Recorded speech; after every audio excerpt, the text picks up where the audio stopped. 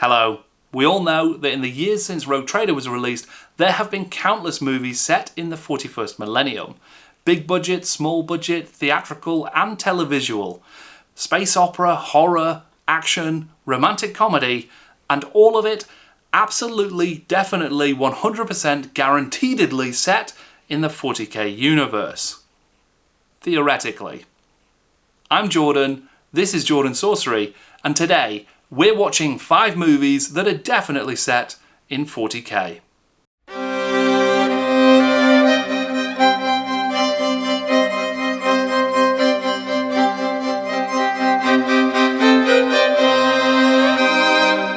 So this is something a little bit different for me, and if you enjoy it, please give it a like. But before we begin, make sure that you know that this is not an exhaustive list or a serious list, but it is a list.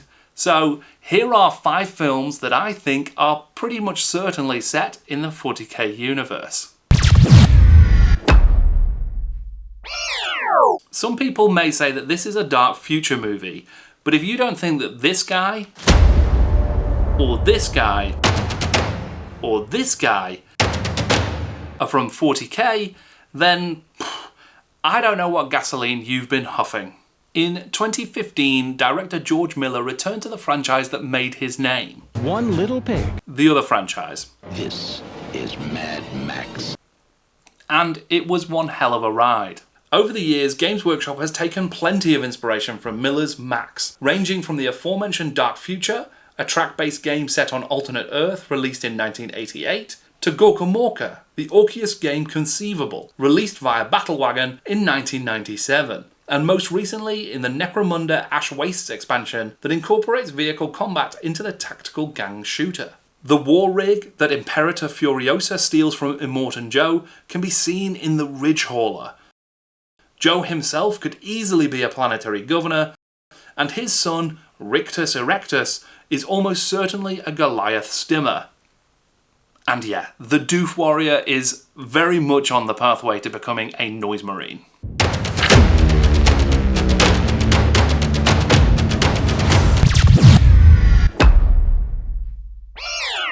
In 1985, Terry Gilliam released his very black comedy, Brazil, a film that so painfully and perfectly captures the mind-numbing and dangerous experience of working in government and corporate bureaucracy that just watching the trailer can induce work-related stress.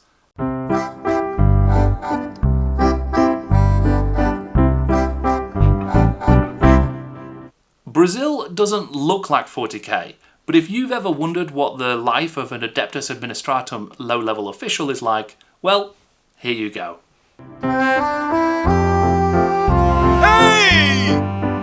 And Robert De Niro's wonderfully wild turn as Harry Tuttle gives me all the evidence I need to prove the existence of an Officio Assassinorum Temple of Heating Engineerus. Robert De Niro. I came into this game for the action, the excitement. Go anywhere, travel light, get in, get out, wherever there's trouble, a man alone. The 1997 sci-fi satire from Paul Verhoeven does a remarkable job depicting the horrors of an ill-judged interstellar war between the Terran Federation and the alien arachnids. In every age, there is a cause worth fighting for. Inexplicably, the Terrans decide to conduct a ground war against these 10-foot bugs, and we get to see the horrifying outcomes of a society that glamorizes war, gung-ho stupidity, and the restrictions of political freedoms. Verhoeven's satire is marvellous, and the film is far from a dour political treaty, offering as it does some of the best sci-fi military action scenes, special effects, and genuine humour you can get. The arachnids obviously feel similar to our own special NIDS, and there has long been a debate about the design of the Terran troops and whether they influenced or were influenced by the Cadian shock troopers. And it's clear to see that there is some shared DNA there, not just with the Cadians, but with the wider Imperial Guard as well, in terms of structure, discipline, and methods of waging war. The original source for the film was Robert Heinlein's 1959 science fiction novel. The novel is far from a satire, with Heinlein's writing leaning far more favourably towards the fascist policies and militarism of the Terran Federation. Whilst his cultural and political views in real life may have been more of a libertarian bent, The book shares a dark fascist streak with that of the Imperium of Man in 40k. But Heinlein was ahead of his time in at least one fictional respect. He popularised the modern conception of power armour, something that would become a cornerstone of the 40k universe. Although it's not featured in the 1997 Starship Troopers movie, it does turn up later in the franchise when budgets were much lower and special effects looked real rough. Alright, troopers. The fix is hot. Archie's everywhere. Move in! Rolling in. It really reminds me of those sort of yeehaw Space Marine Inceptors just flailing around and looking ridiculous. There was a time when the greatest shared universe in cinematic history belonged not to Universal Pictures and their Dark Universe, but to Universal Pictures and their Riddick universe. Starting with the genuinely great sci-fi horror film Pitch Black, the movie that launched Vin Diesel's career and convinced a generation of nerds to wear blacked-out swimming goggles during the day, this franchise was followed by 2 more movies whose quality massively depend on your own mileage. An anime and a video game that was also genuinely great, which was sort of remade into a sequel that was sort of okay. And all of that mixed media definitely takes place in the 40k universe. A dark army that will convert or kill every last human life. Unless they can be stopped. The villains of Chronicles of Riddick are the Necromongers, a race of warp-active, post-death chaos-worshipping types led by the Lord Marshal. Absolutely a Chaos Space Marine. There are psychic powers, ancient tomb worlds, and the kind of no-nonsense, stick-a-gothic face-on-it spaceship design that would make a Primarch jealous. In 1965, 22 years before the first release of Rogue Trader, Frank Herbert would famously rip off loads of ideas from 40k and twist them to his own narrative ends.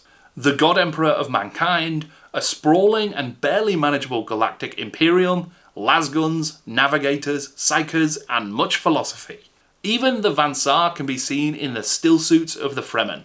All of this blatant theft can be seen in the absolutely beautiful production of the 2021 Dune movie, directed by Denis Villeneuve. The outsiders ravage our lands in front of our eyes.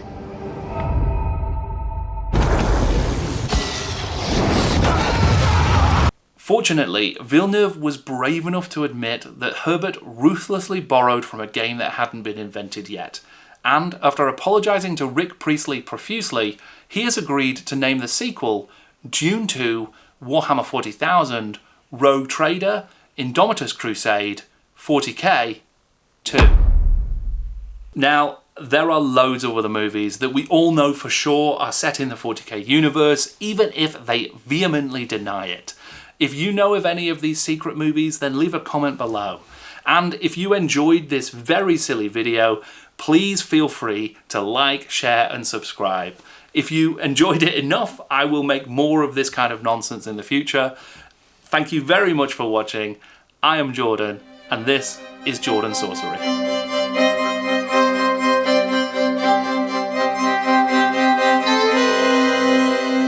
You know, there's actually pretty good evidence to suggest that Chitty Chitty Bang Bang takes place on an Imperial Tithe world. So, the child catcher works for Baron Bombast, a Departamento Munitorum official responsible for meeting the 1/10th Imperial recruitment tithe. And Chitty Chitty Bang Bang itself is definitely an Omnissian relic being sought by the Mechanicum. Listen, we don't have time to get into this now, but in my 4-hour video essay, we will explore it thoroughly.